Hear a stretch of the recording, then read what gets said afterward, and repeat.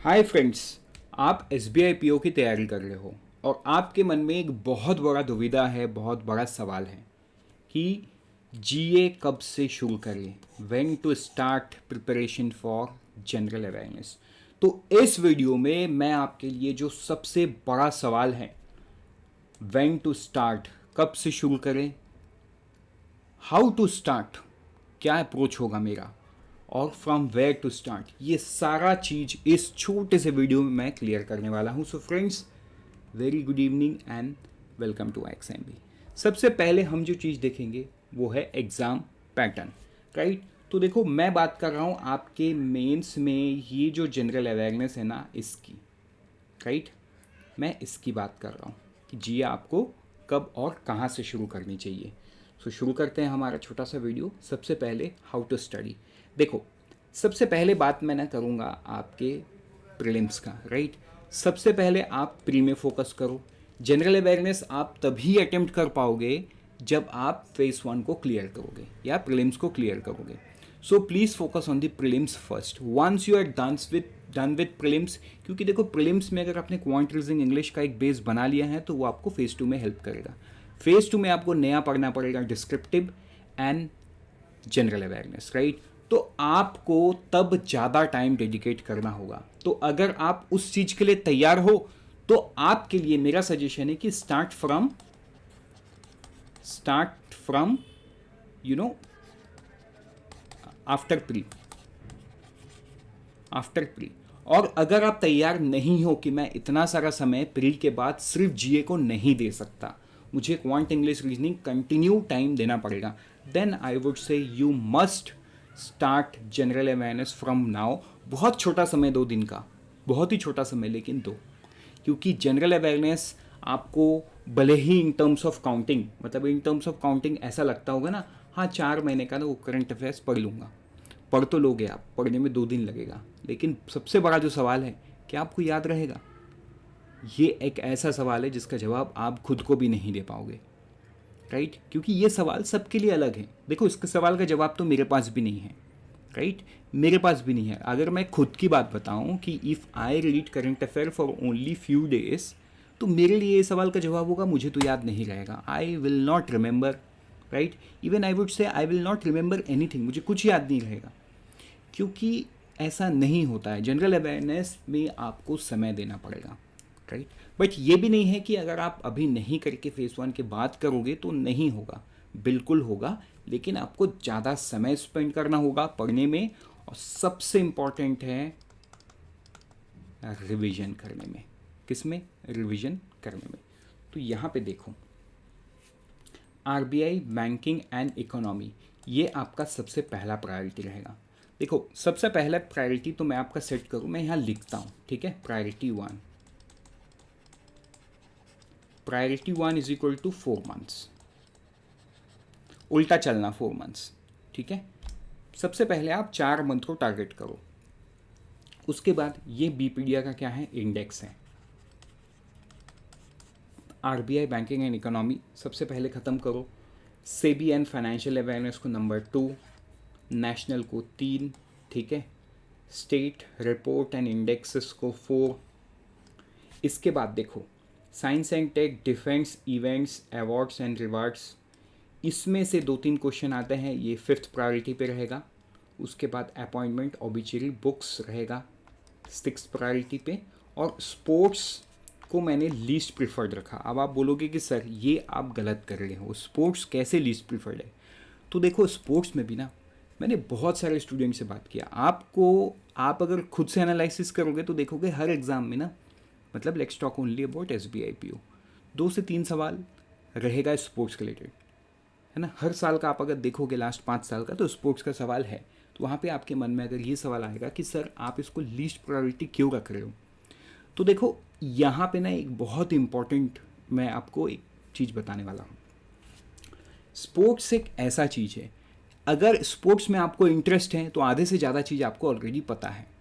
अगर आपको इंटरेस्ट नहीं है तो ये पर्टिकुलर जो न्यूज़ है ना, ये याद करने में भी आपको बहुत डिफ़िकल्टी जाएगा, राइट। एक तो एक खुद का मैं एग्जांपल दे सकता हूँ, और ऊपर से मैंने बहुत सारे स्टूडेंट से बात किया, उनका भी सेम चैलेंजेस हैं कि उन्हें स्पोर्ट्स बहुत ज़्यादा, स्पोर्ट्स से उनको लगाव नहीं है, तो स्पोर्ट्स रिलेटेड नाम को याद रखना भी और इवेंट्स को याद रखना, इवेंट्स को समझना भी उनके लिए टफ हो जाता है। जैसे कि देखो अभी मोटो जीपी चल रहा है, राइट, एशियन गेम्स चल रहा है, जिन जो स्पोर्ट्स के कीन फॉलोअर हैं ना, उन्हें एकदम सारा चीज़ याद है, इरेस्पेक्टिव ऑफ द एग्जामिनेशन वो दे रहे हैं नहीं दे रहे फ़र्क नहीं पड़ता, उन्हें सब पता है कि कौन कौन क्या क्या मेडल जीता है एशियन, है ना, एशियन गेम्स जो चल रहा है।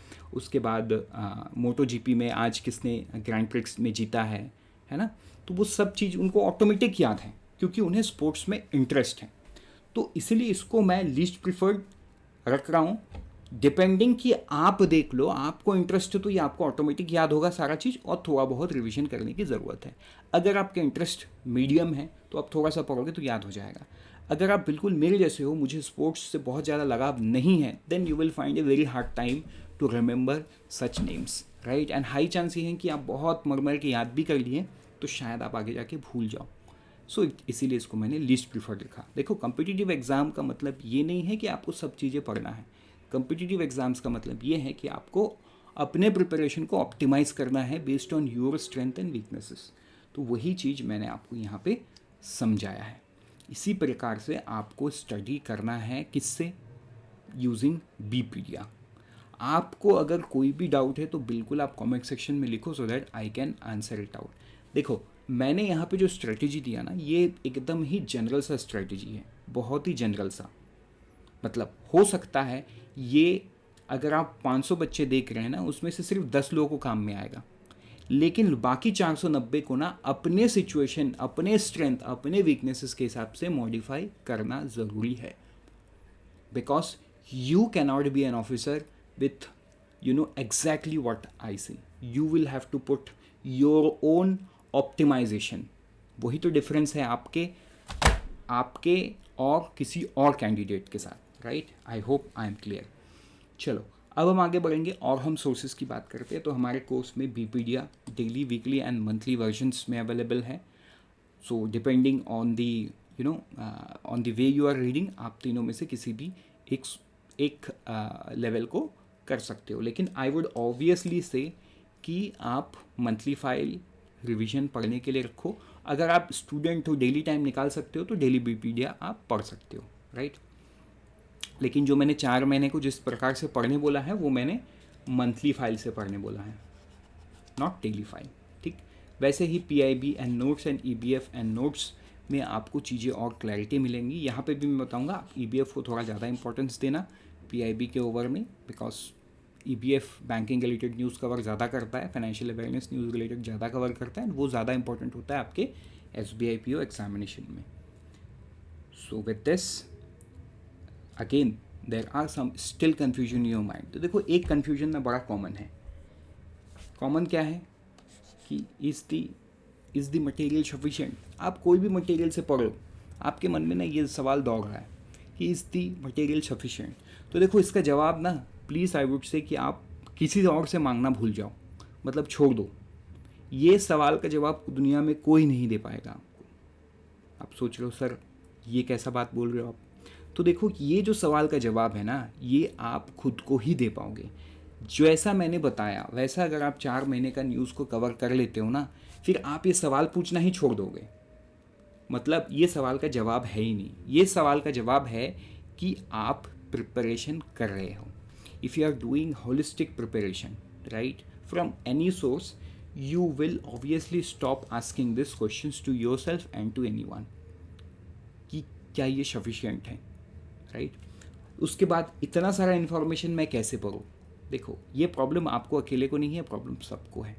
So in that sense I will obviously suggest you कि आप पढ़ने के साथ साथ रिविजन करने का टाइम प्लीज़ ढूंढ के निकालो, बिकॉज पढ़ना जितना ज़रूरी है उससे ज़्यादा ज़रूरी है रिविज़न करना। आप रिविज़न नहीं किए तो आप जो भी समय आप पढ़ने में लगाए हो ना, उसमें से 80% समय वेस्टेज में चला जाएगा, बिकॉज आपको याद नहीं रहेगा। मार्क माई वर्ड, इसीलिए रिवीजन को बहुत इंपॉर्टेंस देना है आपको, है ना। तो रिवीजन को बहुत, भले 2 न्यूज़ छूट जाए लेकिन रिवीजन नहीं छूटने देना, ठीक। चलो इससे क्या होता है, हमारा ये छोटा सा वीडियो ख़त्म होता है। सो आई वुड से कि आप एक प्रिपरेशन गाइड हमने बनाया है SBI PO के रिलेटेड, जिसमें हमने बहुत सारी इन्फॉर्मेशन दे रखी है। लास्ट 5 to 6 ईयर का कट ऑफ, एग्ज़ाम का लेवल कैसे था, एग्ज़ाम में किस तरीके का क्वेश्चन आया है, उसका एनालिसिस, साइकोमेट्रिक टेस्ट के बारे में, सैलरी के बारे में, एग्ज़ाम से जुड़ा हुआ हर एक चीज़ आपको इस गाइड में मिलेगा। Once you download this guide, everything is sorted. ठीक, so I will strongly suggest कि आप इस गाइड को डाउनलोड करो और SBI PO के फ्री मॉक टेस्ट को आप दो। With this, let us meet in some other video. Till that time, thank you and all the best. ये सारे फीचर्स हैं हमारे एक्सक्लूसिव कोर्स के, which you can see and unfold your potential with IXMB. And always remember, IXMB helps you prepare 50% faster.